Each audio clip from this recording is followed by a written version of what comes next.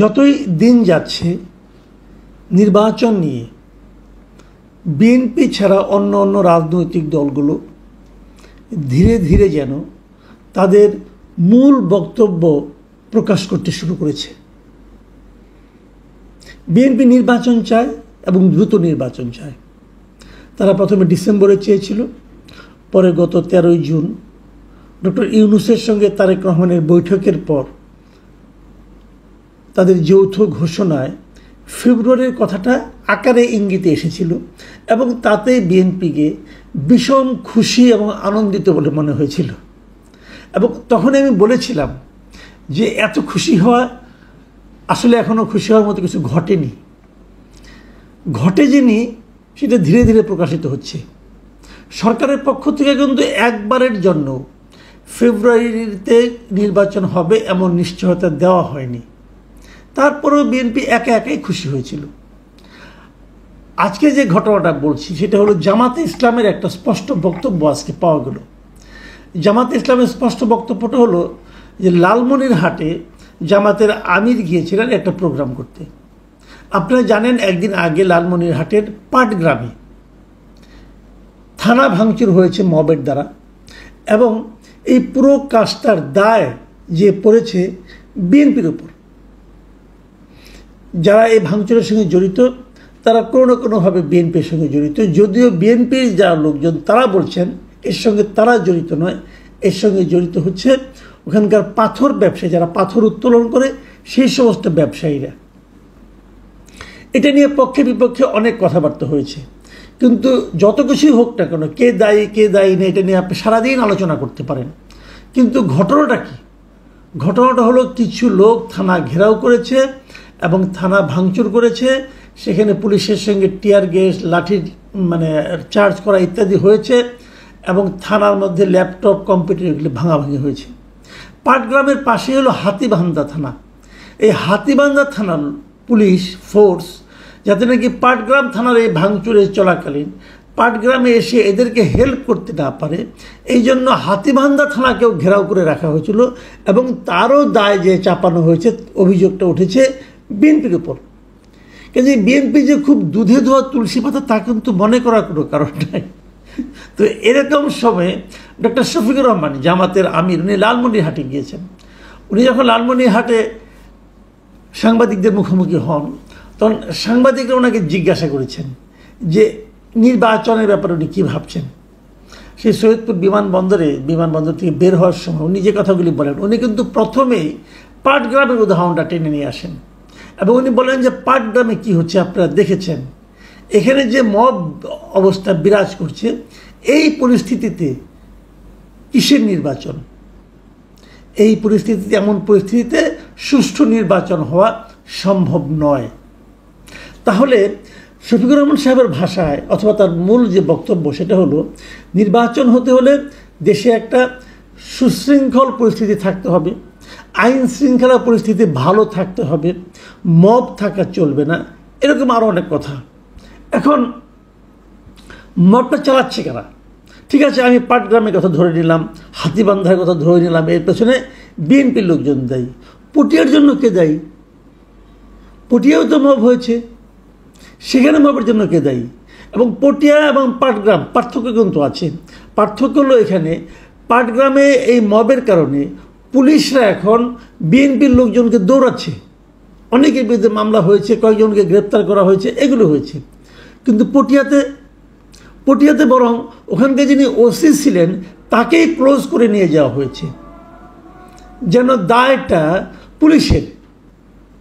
কারণ ওখানে আর এখানে পার্থক্য হলো এইটাই যে পাটগ্রামে মবের জন্য দায়ী করা হচ্ছে বিএনপিকে, আর পটিয়াতে মবের জন্য দায়ী করা হচ্ছে বৈষম্যবিরোধী ছাত্র আন্দোলন অথবা এনসিপির অঙ্গ সংগঠন, যে ছাত্র সংগঠন আছে তাদেরকে। তো সরকারের অবস্থা নিশ্চয়ই বুঝতে পারছেন। ইন্টারেস্টিং হলো এর কোথাও কিন্তু জামাত অথবা ছাত্র শিবিরের কোনো ধরনের সম্পৃক্ততা পাওয়া যাচ্ছে না। এবং জামাতের আমির কিন্তু এই কথাটাই বলেছেন। উনি আরেকটা কথা বলেছেন, সেটা হলো যে দেশে দীর্ঘদিন ধরে মব কালচার চলছে, তবে এসব সহিংসতায় জামায়াতের কোনো কর্মী বা সমর্থক জড়িত নেই। তো এই যে কথাটা, এই কথাটা কিন্তু একদম ভিত্তিহীন নয়।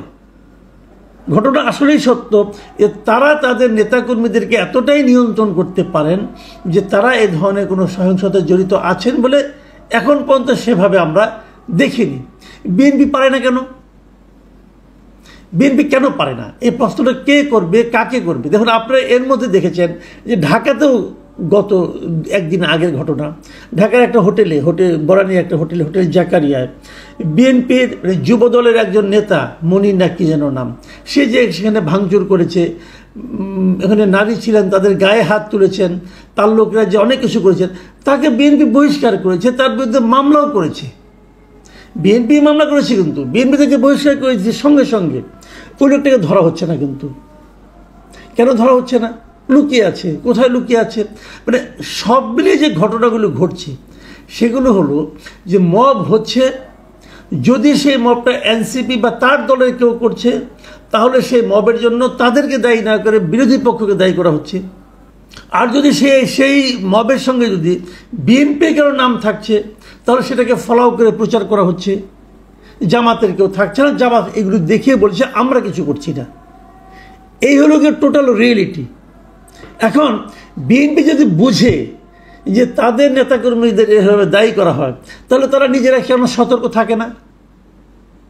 আমি এর মধ্যে একবার একটা জরিপ করেছিলাম যে দেশের বেশিরভাগ মানুষ, এই যে সারা দেশে যে নানা ধরনের প্রত্যন্ত অঞ্চলে চাঁদাবাজি হচ্ছে, দখলদারি হচ্ছে, এগুলির পেছনে মূলত কারা দায়ী? সব জায়গায় কিন্তু বলা হয়েছে যে বিএনপিই দায়ী। তার মানে বিএনপি এমন একটা পলিটিক্যাল পার্টি যারা ক্ষমতায় যেতে চায় কিন্তু তাদের নিজেদের নেতাকর্মীর উপর কোনো নিয়ন্ত্রণ নাই। তো নিয়ন্ত্রণ না থাকার কারণে তারা সব জায়গায় নিজেদের রাজত্ব চালাচ্ছে। এখনও তারা ক্ষমতায় যায় নাই, এখনই তাদের এই অবস্থা। ক্ষমতায় গেলে কি হবে? এটা নিয়েও কিন্তু নানা ধরনের আলোচনা আছে। কিন্তু এত কিছুর মধ্যেও যেটা সবচেয়ে বড় কথা সেটা হচ্ছে যে পুলিশের যে মনোবল সেটাকে ধীরে ধীরে ভেঙে দেওয়া হচ্ছে এবং সেটাকে ইস্যু করে নির্বাচনকে কিভাবে পিছিয়ে দেওয়া যায় তার আলোচনা চলছে। এবং সেই আলোচনাটা কারা তুলছে? সে আলোচনাটা তুলছে জামাত ইসলামী, সে আলোচনা তুলছে এনসিপি, সে আলোচনা তুলছে অন্যান্য বিভিন্ন পলিটিক্যাল পার্টি। মানে বিএনপির নির্বাচন তাড়াতাড়ি হওয়ার যে দাবি, সেই দাবির বিপক্ষে যেন সবাই উঠে পড়ে লেগেছে। কারণ আপনি অপেক্ষা করেন, দেখবেন দুদিন পরে সরকারই বলবে যে নির্বাচনের কোনো পরিবেশ নেই। তো নির্বাচনের পরিবেশ কীভাবে তৈরি হবে? পুলিশকে আপনাকে সক্রিয় করতে হবে। তো পুলিশকে তো আপনি সক্রিয় করেন না। যখনই কোনো মব তৈরি হয় আপনি ওখানকার পুলিশ কর্মকর্তাকে ক্লোজ করে নিয়ে আসেন। তো ক্লোজ করে নিয়ে আসলে এরপরে যাকে ওখানে পাঠাবেন সে কি আর এই মবের ব্যাপারে হবে, কেয়ারফুল হবে? সে কি মবকে থামানোর জন্য অগ্রসর হবে? কে ক্লোজ হতে চায়? কে চায় যে তার চাকরি জীবনে এরকম একটা স্পট পড়ুক যে তাকে ক্লোজ করা হয়েছে? সব মিলিয়ে যে সিচুয়েশনটা সেটা হলো যে নির্বাচন যত বিলম্বিত করা যায় বিভিন্ন ছুতা নাতায় তার এক ধরনের পায়তারা চলছে বিভিন্ন কর্নার থেকে। রাজনৈতিক দলগুলো, বিএনপি বাদে অন্যান্য যে দলগুলো আছে, জামাত অথবা এনসিপি অথবা ইসলাম নামধারী দলগুলো আছে, তারা যেমন নির্বাচনকে পেছাতে চায় তেমনি সরকারও পেছাতে চায়। সরকার মুখে উচ্চারণ করছে না, এরা করছে। দেখুন নির্বাচনের ব্যাপারে কি কথাটা বলেছেন জামাতের আমির।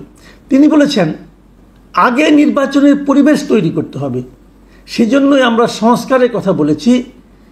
মৌলিক সংস্কার ছাড়া ভালো নির্বাচন সম্ভব নয়। মানে আগে পরিবেশ তৈরি করতে হবে এবং এই জন্য ওরা সংস্কারের কথা বলেছেন। এই পর্যন্ত ঠিক আছে। তারপরে কি বলেছেন? মৌলিক সংস্কার ছাড়া ভালো নির্বাচন সম্ভব নয়। এখন এই মৌলিক সংস্কার কাকে বলে? মানে কি পর্যন্ত সংস্কার হলে সেটাকে মৌলিক সংস্কার বলা যাবে? এর কিন্তু কোনো ব্যাখ্যা নাই। যতটুকু সংস্কার হলো উনি বলেন না সংস্কার হয়েছে, এটা ভাষা সংস্কার হয়েছে, এটা তো মৌলিক সংস্কার হয় নাই। অতএব নির্বাচন পিছিয়ে দাও, যতদিন না হবে ততদিন আমরা অপেক্ষা করব। কেন? এখানে জনগণ কোথায়? জনগণ কি চায়? জনগণ কি তাহলে ভোট দিতে চায় না? আপনি বলবেন জনগণ ভোট দিলেই সব সমস্যার সমাধান হবে? না, হবে না। ভোট দিলেই সব সমস্যার সমাধান হবে না। কিন্তু আপনারা যেটা চাচ্ছেন তার জন্য যদি আরও 10 বছর সময় লাগে, 5 বছর সময় লাগে, 3 বছর সময় লাগে, আপনারা তো মৌলিক সংস্কারের কোনো রূপরেখা তৈরি করতে পারছেন না। এটা অনেক আপনাদের দাবি যে মৌলিক সংস্কার, মৌলিক সংস্কারের চেহারাটা কী আসলে তাকে আপনারা ক্লিয়ার করতে পেরেছেন? তা তো ক্লিয়ার করতে পারেননি। তো সে যে জিনিসটা আপনারা নিজেরাই জানেন না কী করতে হবে, সেটা করে তারপরে নির্বাচনের পরিবেশ তৈরি হবে। কিভাবে হবে? নির্বাচনের পরিবেশ তৈরি করার প্রথম এবং প্রধান কাজ হচ্ছে পুলিশকে শক্তিশালী করা। সেটা তো আপনারা করছেন না এবং করতে চাচ্ছেনও না, বরং পুলিশকে আপনি দিনকে দিন আরও আপনি দুর্বল করে তুলছেন, পুলিশের মনোবলকে আপনারা আরও ভেঙে দিচ্ছেন। শুনেন, যেদিন আপনারা এই বিগত জুলাই আন্দোলনের সময় পুলিশ যে নিহত হয়েছে তাদের নিহত হওয়ার ঘটনার কোনো বিচার করা যাবে না বলে ইনডেমনিটি পাস করেছেন, সেই দিন থেকে পুলিশের মনোবল শেষ হয়ে গেছে।